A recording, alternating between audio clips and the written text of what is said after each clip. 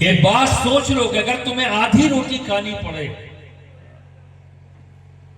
تب بھی اپنے بچے کو پڑھانے سے پیچھے مت رہنا.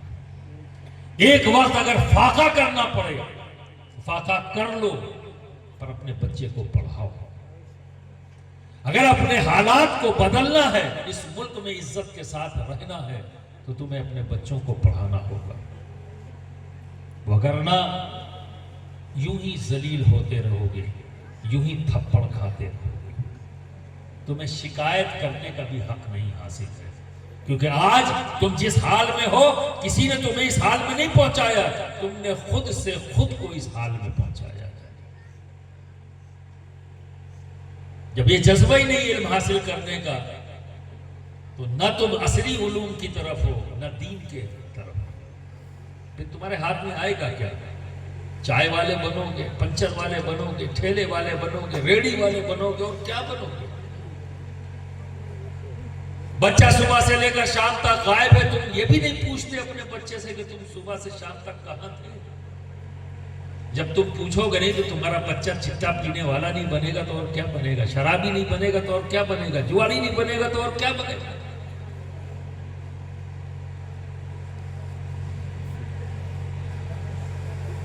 آج دیکھو، صرف اس بات کو بھی ذہن میں مت رکھنا کہ لکھنے پڑھنے سے ہی علم حاصل ہوتا ہے. یہ ایک طریقہ ہے علم حاصل کرنے کا، فقط لکھنے پڑھنے سے ہی علم حاصل ہو ایسا نہیں. دو طریقے اور بھی ہیں علم حاصل کرنے کے، دیکھ کر اور سن کر. دیکھ کر اور سن کر. دنیا کا کوئی بھی مفتی یہ نہیں کہہ سکتا کہ صحابہ کی جو جماعت ہے وہ اہل علم نہیں ہے. کوئی نہیں کہہ سکتا، سب عالم، سب صاحب علم ہے. تو آپ بتاؤ ان کے پاس جو علم آیا وہ کس درسگاہ میں جا کر بیٹھے؟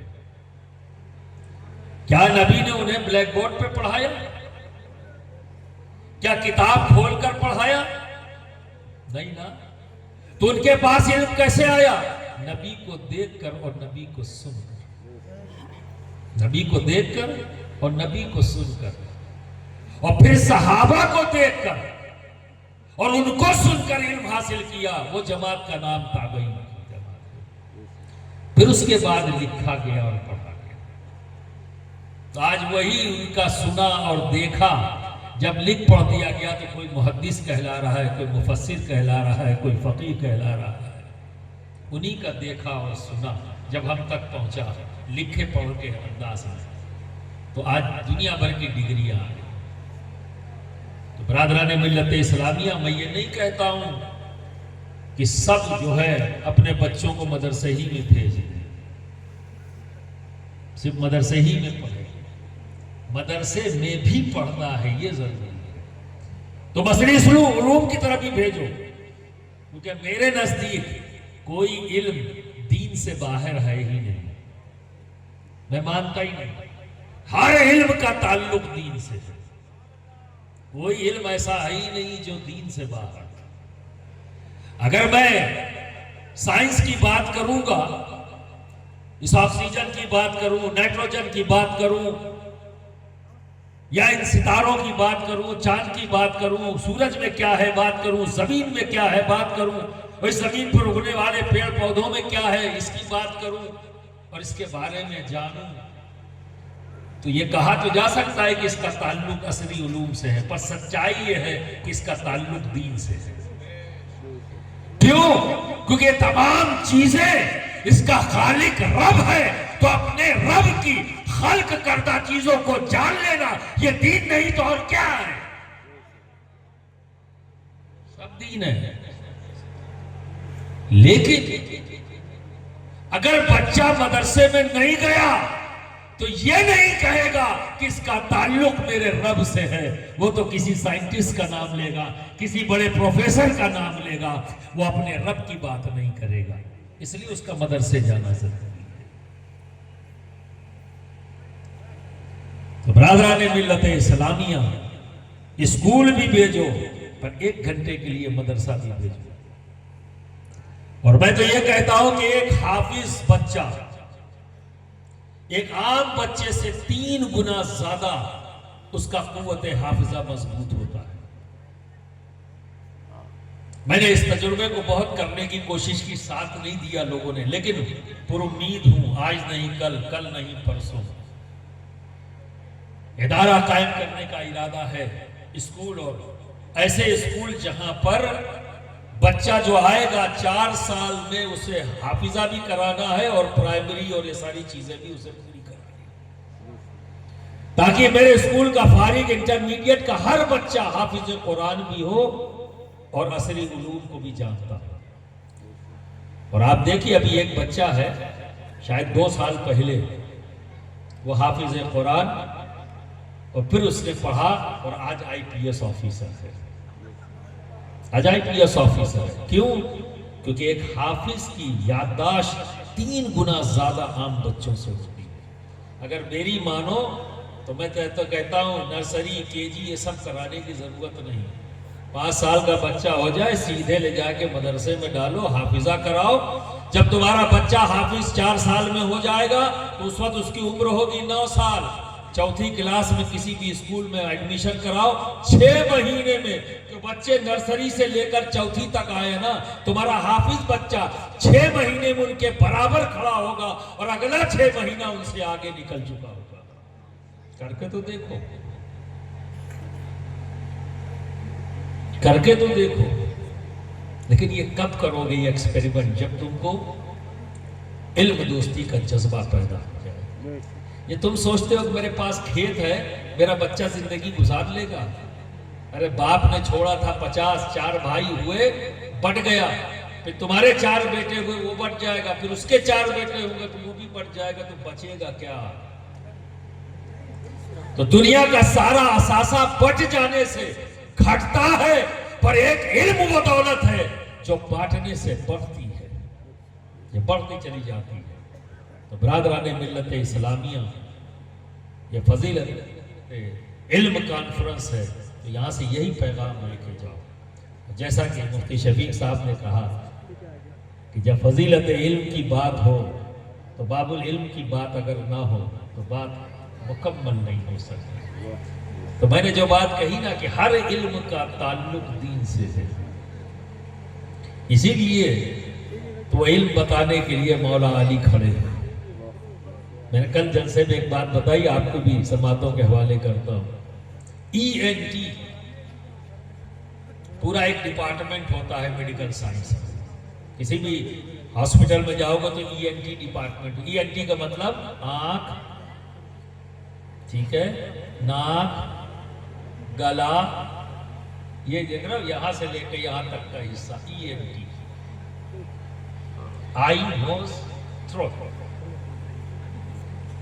اس کے بارے میں آج سے 1400 سال پہلے مولا علی فرما رہے ہیں، کیا فرما رہے ہیں؟ کہ انسان چربی سے دیکھتا ہے۔ کس چیز سے دیکھتا ہے؟ چربی سے۔ 1200 سال کے بعد لوگوں نے تحقیق کر کے بتایا کہ یہ آنکھ کا گولا ایک قسم کی چربی ہے۔ 1200 سال تک تو لوگ یہ سمجھ ہی نہیں پائے یہ گولا ہے کیا۔ 1400 سال پہلے علی بتا رہے ہیں، اور کس کی بات بتا رہے ہیں؟ میڈیکل سائنس کی۔ یہ جو ہم لوگوں نے ڈیوائیڈ کر دیا نا، یہ ڈیویژن کی ضرورت نہیں تھی، ڈیویژن سے بھی بہت نقصان ہو گیا۔ تو انسان دیکھتا ہے چربی سے، اور پھر مولا علی فرماتے سنتا ہے ہڈی سے۔ کس چیز سے سنتا ہے؟ ہڈی سے۔ آپ کس چیز سے سنتے ہو؟ بولو، کان سے، جو دکھ رہا ہے، پر اس کی حقیقت پتہ نہیں۔ اس کان کے اندر 3 ہڈیاں ہیں، اگر ان میں سے ایک گل جائے تو آپریشن کر کے سیٹنگ کرنی پڑتی ہے، اگر وہ نہیں ہوگا تو کم سنے گا۔ دوسری اگر ہڈی کمزور پڑ جائے تو اور کم سنے گا، تیسری تو سنے گا ہی نہیں۔ کب بتا رہے ہیں علی؟ 1400 سال پہلے، اور یہ 200-250 سال میں لوگوں نے جانا، تحقیق کیا، ریسرچ کیا، تو علی کی بات سمجھ میں آئی، اور حقیقت یہی ہے کہ انسان ہڈی سے سنتا ہے۔